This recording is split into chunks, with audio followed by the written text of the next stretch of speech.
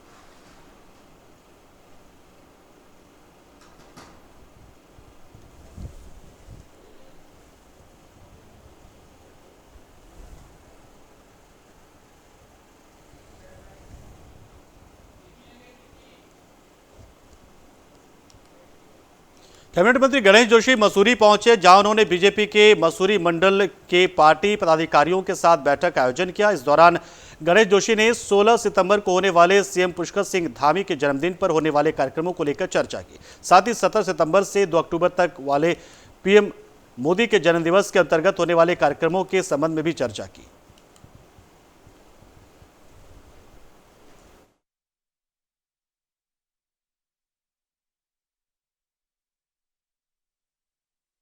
पुष्कर सिंह धामी जी का जन्मदिन है, जिस पर कई कार्यक्रम यहाँ पर आयोजित किए गए हैं। कहीं सफाई अभियान चलाया जा रहा है, कहीं मिष्ठान वितरण का कार्यक्रम है, कहीं उनकी दीर्घायु के लिए महिला मोर्चा द्वारा सुंदरकांड पाठ का आयोजन किया जा रहा है। वहीं 17 तारीख को देश के प्रधानमंत्री, जो भारत के नहीं विश्व के नंबर 1 नेता है, जिन्होंने G20 की अध्यक्षता करके एक मिसाल पेश की है और आज पूरा विश्व उनके सामने नतमस्तक है। आज सबसे ज़्यादा विश्व के अगर लोकप्रिय नेता हैं तो देश के प्रधानमंत्री नरेंद्र मोदी जी हैं।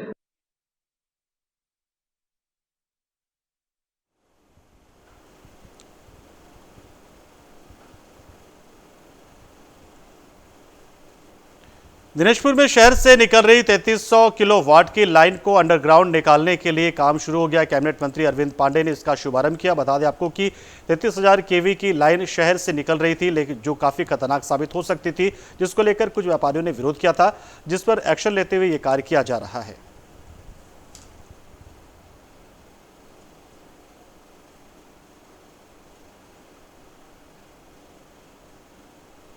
विभाग के अधिकारियों का धन्यवाद देता हूं कि पहले ये 33,000 केवीए की लाइन ओपन निकलनी थी। व्यापारियों का विरोध था और कहीं ना कहीं खतरा भी था, तो आम जनता के विरोध के कारण बिजली विभाग ने इसको अंडरलाइन केबल बिछाने का निर्णय लिया। मैं विद्युत विभाग का धन्यवाद देता हूं और अपने प्रदेश के मुख्यमंत्री और ऊर्जा मंत्री, इनका धन्यवाद देता हूँ कि आम व्यापारियों की सुख के लिए, इनकी सुविधाओं के लिए अंडरलाइन केबल का प्रस्ताव पास किया, इसका बजट पास किया। मैं विभाग को धन्यवाद देता हूँ।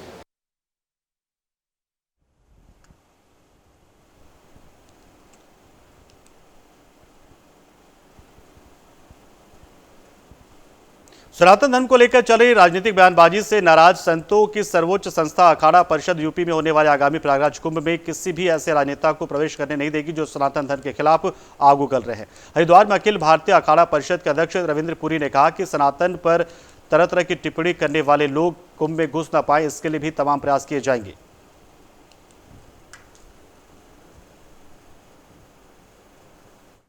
प्रकृति के जो पुरुष हैं वो पहली बात तो कुंभ में आते नहीं। अगर उन्होंने आने का प्रयास किया तो प्रशासन के माध्यम से हम लोग उसका विरोध करेंगे और किसी भी स्तर तक उनको प्रवेश करने नहीं दिया जाएगा। चाहे जितने भी हो गुरुजी जो लगातार सनातन पर विवादित बयान दे रहे हैं, इनका सबका बहिष्कार। सनातन तो सूर्य से पैदा हुआ है, वो कभी नष्ट नहीं होता है। 4-10 लोगों के विरोध करने से सनातन का कुछ बिगड़ने वाला नहीं।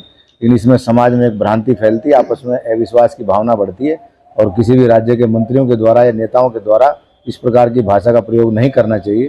तमिलनाडु अपने आप में एक ऐसा राज्य है जहाँ भगवान श्री राम ने शिव का पूजन किया और रामेश्वर की स्थापना की। माँ मीनाक्षी का मंदिर है, सुंदरेश्वर महादेव है, हनुमान जी के बहुत मंदिर हैं, हजारों मंदिर हैं वहाँ।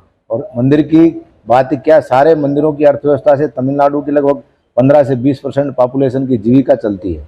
तो उस राज्य के मंत्रियों के द्वारा इस प्रकार का बयान देना खेदजनक है।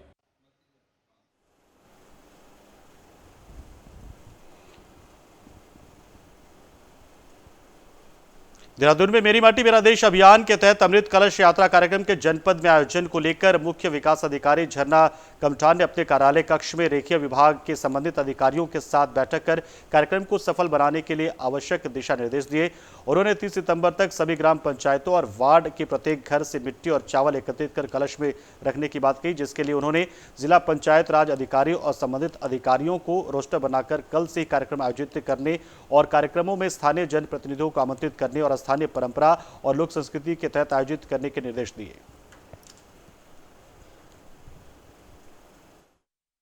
मेरा देश अभियान के अंतर्गत अमृत कलश यात्रा के संबंध में हमको विस्तृत दिशा निर्देश ग्राम्य विकास विभाग से प्राप्त हो गए हैं। इसमें दिनांक 1 से लेकर के 30 सितंबर तक जो है ग्रामीण क्षेत्रों में, ग्राम पंचायतों में और नगर निकायों में वार्ड स्तर पर जो है प्रत्येक घर से जो है मिट्टी या चावल को इकट्ठा करना है और वो कलश में इकट्ठा करके वो कलश जो है वो ब्लॉक मुख्यालय पे या नगर पालिका नगर निगम के मुख्यालय पे इकट्ठा किया जाएगा। वहाँ पे कार्यक्रमों का आयोजन होगा जिसमें सांस्कृतिक कार्यक्रम किए जाएंगे। इसमें हमारे वीरों का नमन कार्यक्रम भी किया जाएगा, जिसमें हमारे जो वीर हैं उनको आमंत्रित किया जाएगा और सम्मानित किया जाएगा। इसके अलावा वहाँ पे सांस्कृतिक कार्यक्रम जो आयोजित किए जाएंगे उसमें महिलाओं की भागीदारी सुनिश्चित की जाएगी और इसमें हमारे एसएचजी ग्रुप्स जो हैं, एनसीसी, एनएसएस और इसके अलावा युवा मंगल दल, महिला मंगल दलों को भी आमंत्रित किया जाएगा। आंगनबाड़ी कार्यकर्तियों को भी इन्वॉल्व किया जाएगा। तो अधिक से अधिक महिलाओं का प्रतिनिधित्व सुनिश्चित किया जाएगा और इस कार्यक्रम में जो है वो अमृत कलश जो है उसको फिर राज्य की राजधानी के लिए भेजा जाए।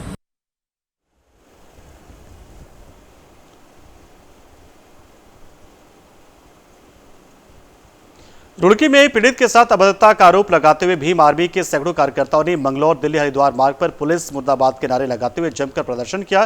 भीम आर्मी के प्रदेश अध्यक्ष ने मंगलौर सीओ को ज्ञापन सौंपा और पुलिस चौकी इंचार्ज नारसन के खिलाफ कार्रवाई किए जाने की मांग की है। भीम आर्मी ने किया कोतवाली का घेराव।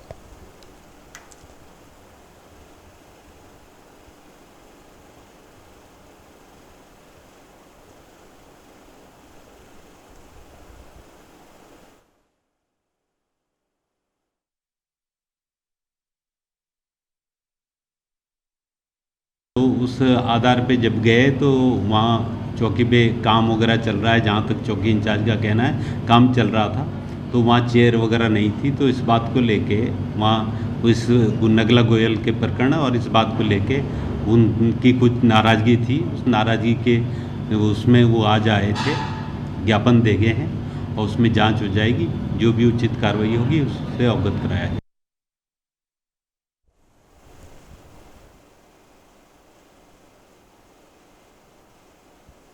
कोटद्वार में लगातार बढ़ते डेंगू के मरीज से उत्तराखंड स्वास्थ्य विभाग हरकत में आया। कोटद्वार नगर क्षेत्र में डेंगू से 4 लोगों की मौत हो गई, जिसके बाद उत्तराखंड स्वास्थ्य सचिव डॉक्टर आर राजेश कुमार ने चंद्रमोहन सिंह नेगी राजकीय कोटद्वार पहुंचकर डेंगू नियंत्रण का जायजा लिया, जिस दौरान अस्पताल में लापरवाही देखने को मिली। जांच के दौरान जच्चा बच्चा वार्ड में भर्ती मरीजों के साथ जमींदारों की भीड़ और मातृ जननी प्रसव योजना और सरकारी योजनाओं की जानकारी न देने पर महिला डॉक्टर, स्वास्थ्यकर्मी और आशा वर्कर पर उन्होंने नाराजगी जताई।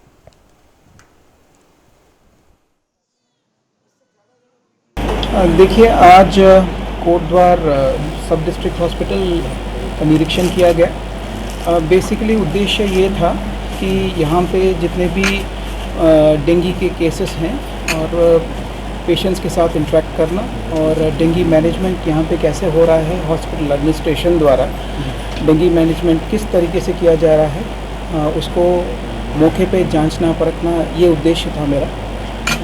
डेंगू पेशेंट्स के साथ जो सस्पेक्टेड डेंगू पेशेंट्स हैं उनके साथ मैंने इंटरेक्शन भी किया और ये जानने की कोशिश की कि ट्रीटमेंट वगैरह ठीक चल रहा है या नहीं चल रहा है।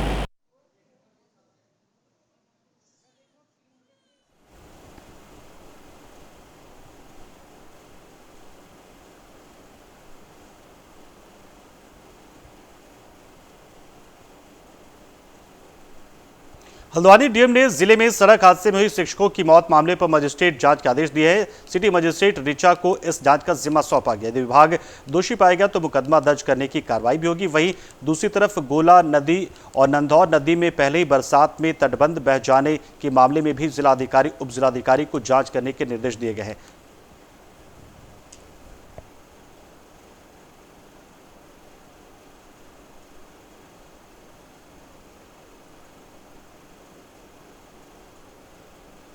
सड़क पिछले दो दिन पहले एक दुर्घटना हुई है जिसमें ये खबरें समाचार पत्रों के माध्यम से प्रकाशित हुई है कि सड़क के गड्ढे के कारण एक व्यक्ति की जो है मृत्यु हो गई है। उसमें मजिस्ट्रेट जांच का हम लोगों ने ऑर्डर किया है। मजिस्ट्रेट जांच में यदि ये लापरवाही विभागीय सामने आती है तो संबंधित विभाग पर सख्त कार्रवाई करी जाएगी।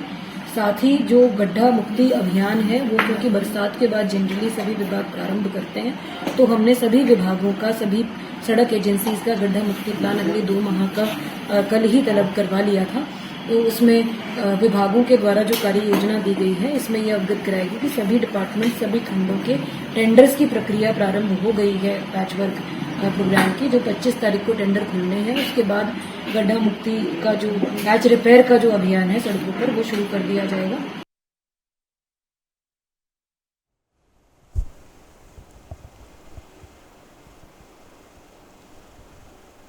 कोटद्वार में छात्रों के 2 गुटों के बीच खूनी संघर्ष हुआ। आगामी छात्र संघ चुनाव को देखते हुए एसएसपी पौड़ी श्वेता चौबे ने अपने अधीनस्थों को अलर्ट रहने के निर्देश दिए हैं। गुरुवार को पौड़ी के मासिक अपराध मीटिंग के दौरान एसएसपी ने खासकर कोटद्वार, पौड़ी और श्रीनगर छात्र संघ चुनाव को लेकर थाना प्रभारियों के साथ ही क्षेत्राधिकारियों और एलआईयू को भी मुस्तैदी के साथ ड्यूटी करने के निर्देश दिए हैं ताकि छात्र संघ चुनाव शांतिपूर्वक तरीके से संपन्न कराया जा सके।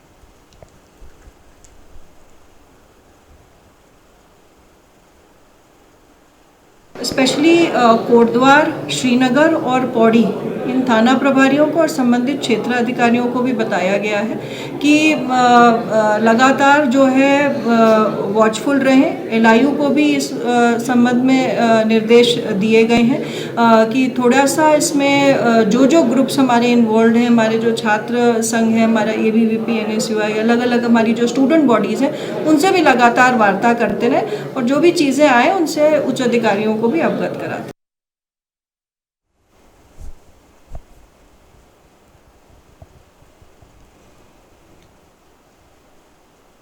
मसूरी मासोनिक लॉज पर जिला प्रशासन और मसूरी देहरादून विकास प्राधिकरण ने बड़ी कार्रवाई करते हुए मासोनिक लॉज में नवनिर्मित 3 मंजिला में करीब 40 फ्लैट्स को सील कर दिया है। वहीं मासोनिक लॉज में चल रहे अवैध निर्माण को भी रोक दिया गया है। मसूरी एसडीएम नंदन कुमार के निर्देश के बाद मसूरी देहरादून विकास प्राधिकरण के सहायक अभियंता अभिषेक भारद्वाज के नेतृत्व में ये कार्रवाई की गई। इस दौरान 40 फ्लैट के सामने पीली बिल्डिंग डिमरी निवासी से सटाकर किया जा रहा अवैध निर्माण को भी रोक दिया गया।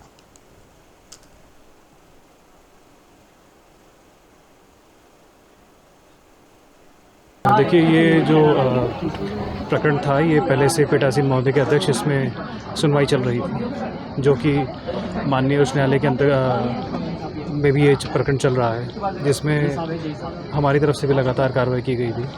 आज सुनवाई के दौरान पीठासीन महोदय द्वारा निर्णय लिया गया कि इसमें सीलिंग की कार्रवाई की जाए। उसी के अनुपालन में पूरी टीम आज पुलिस बल के साथ यहाँ मौजूद है और कार्रवाई हमने की है। कि अभी जिस तल पर हम खड़े हैं इससे नीचे 3 तल थे जिनमें कार्य चल रहा था। वो समस्त तल में पूर्ण रूप से निर्माण सील कर दिया गया। तो ऐसे में अगर कोई सील खोलता है तो उसके खिलाफ कार्रवाई की गई? देखिए, जो भी सील खोलता है, ये जिस बिल्डिंग में सील हुई है, जो उसका स्वामित्व है जिसके पास, सीलिंग ऑर्डर में भी और उसको सूचित भी किया जाता है कि अगर गलतीवश या किसी के और के द्वारा भी सील तोड़ी जाती है तो उसकी सूचना तत्काल एमवीडी कार्यालय में उपलब्ध कराएं।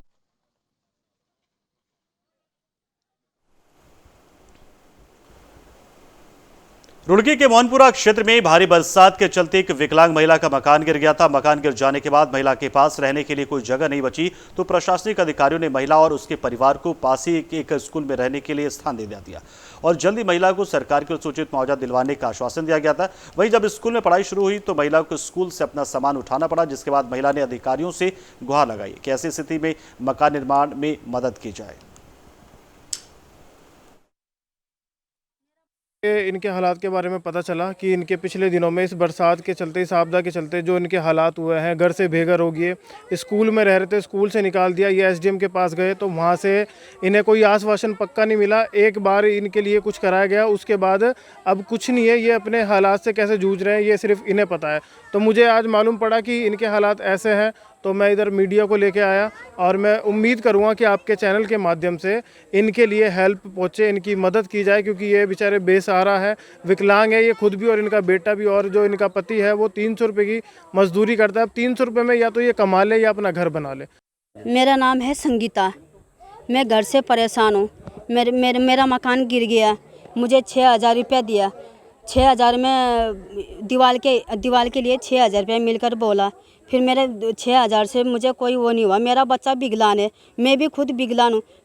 मेरा पति दिहाड़ी मजदूरी काम करता है। मैं बहुत परेशान हूँ। मेरे पानी से गिरा, हाँ बरसात पे गिरा।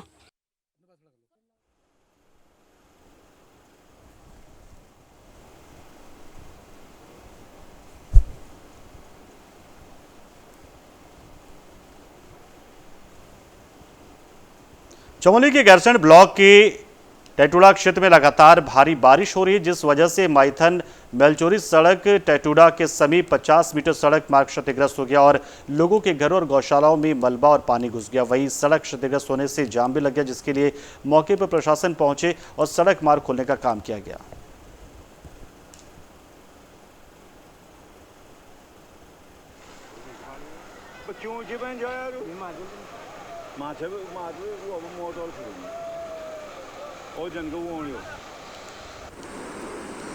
ये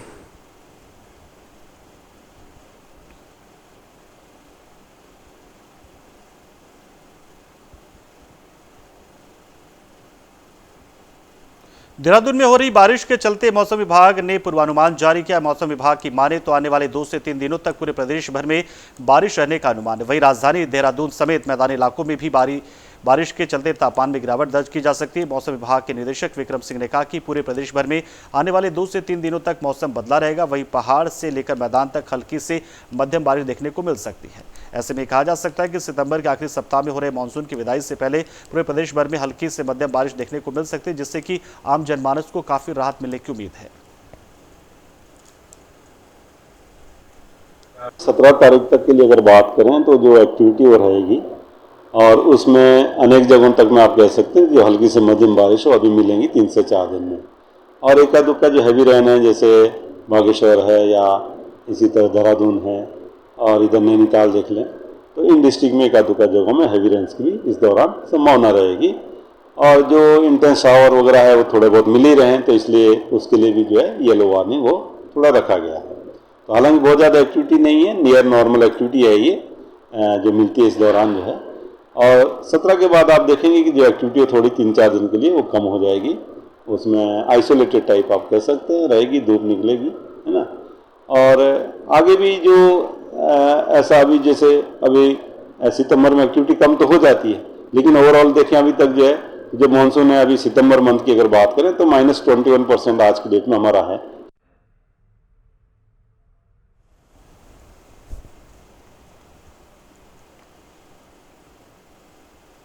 रुड़की में रोटरी क्लब की ओर से दिसंबर माह में कृत्रिम अंग लगाए जाने के लिए शिविर का आयोजन किया जाएगा। संस्था की ओर से आवेदन मांगे गए, जिसके आधार पर उनके अंगों को तैयार कर शिविर में उन्हें लगाए जाएंगे। इस शिविर के चिकित्सकों की टीम जयपुर से आएगी और सभी मरीजों को निःशुल्क कृत्रिम अंग लगाएगी। कृत्रिम अंग लगाने के बाद चिकित्सकों की ओर से 3 दिवसीय प्रशिक्षण दिया जाएगा। इसके साथ ही बाहर से आने वाले लोगों को छुड़वाने की व्यवस्था भी रोटरी क्लब करेगा।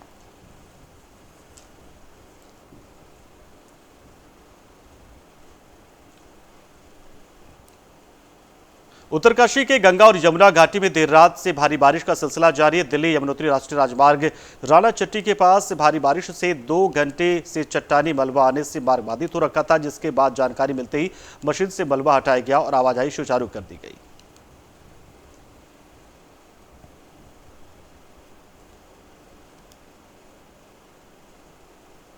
उत्तरकाशी में कार से अपने गांव जा रहे परिवार पर एक पत्थर अचानक गिर गया, जिससे कार में सवार 5 लोगों में से 3 की मौके पर ही मौत हो गई, तो वहीं 2 को इलाज के लिए अस्पताल में भर्ती कराया गया है। हादसे की सूचना मिलते ही रेस्क्यू टीम मौके पर पहुंची और घायलों का रेस्क्यू किया गया।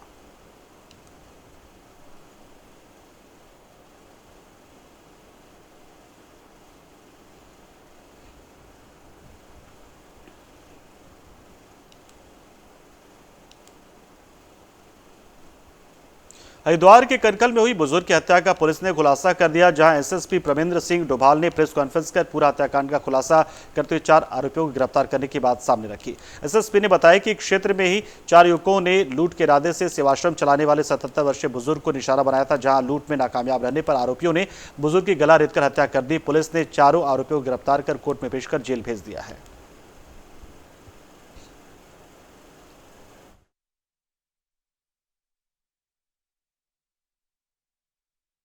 इस ब्लाइंड मर्डर के साथ लूट का भी इसमें प्रयास किया गया था और बड़ा ब्रूटली एक 77 साल के वृद्ध व्यक्ति की हत्या की गई थी। पुलिस ने इसकी गंभीरता को लेते हुए पिछले 4 दिन में लगातार मेहनत करते हुए आज 4 अभियुक्तों को पकड़ा है। चारों उसी क्षेत्र के ही रहने वाले हैं और नशे की आदत के शिकार थे। साथ में नकली नोटों को भी कुछ नोटों के बीच में मिलाने का कार्य करते थे। इनको ये सूचना थी कि इस रिटायर्ड कर्मी के पास कुछ काफ़ी संख्या में पैसा है, उसको इनके द्वारा ये एक इन्फॉर्मेशन थी, उसको ध्यान में रखते हुए इन्होंने इनका ये पहले लूट का प्रयास किया गया। जब उसके द्वारा प्रतिरोध किया गया